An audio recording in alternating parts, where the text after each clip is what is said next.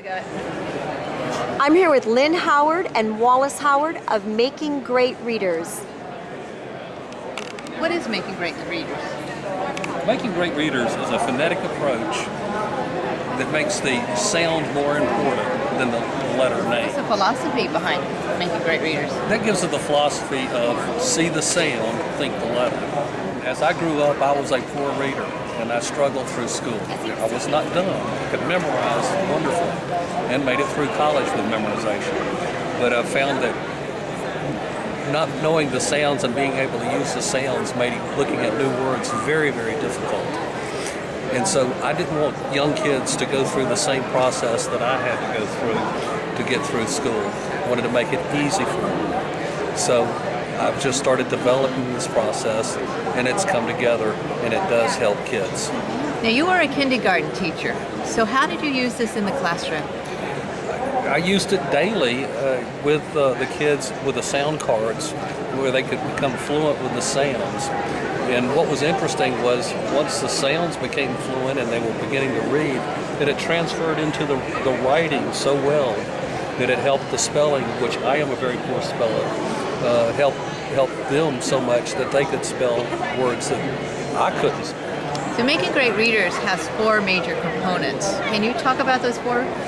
Well, the first component is the 4 sets of sound cards that gives all 44 phonemes.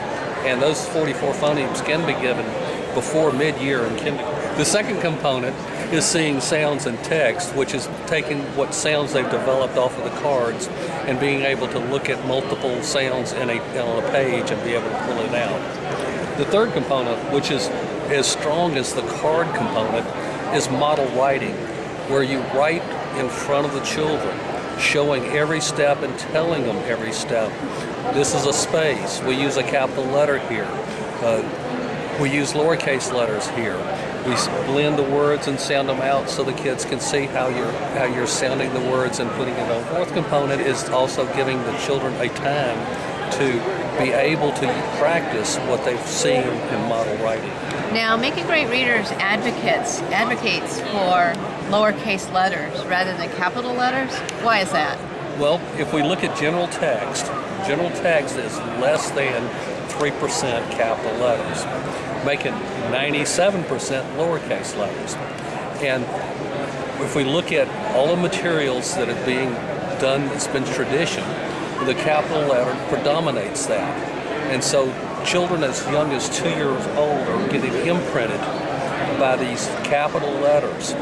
And it's making it more difficult for them to look into text and make those sounds and make the words. So what are people saying about Making Great Readers?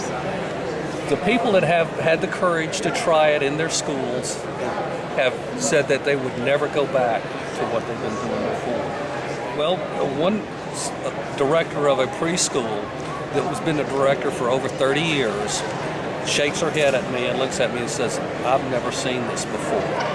Kids are doing things and she goes, "I've never seen this before." They're reading and writing in preschool. And what about our exceptional children and our ESOL, ELL kids? Well, that is a group of kids that it helps tremendously because it takes out the steps of having to think of a character or a word or a picture to get a sound. They can look at the letter and the sound comes out naturally. You're passionate about this. Where do you want to go with it? I just want for a lot of kids to be helped. And the only way to do that is to change teachers so that they will start making the sound more important, creating, see the sound, think the letter. Thank you.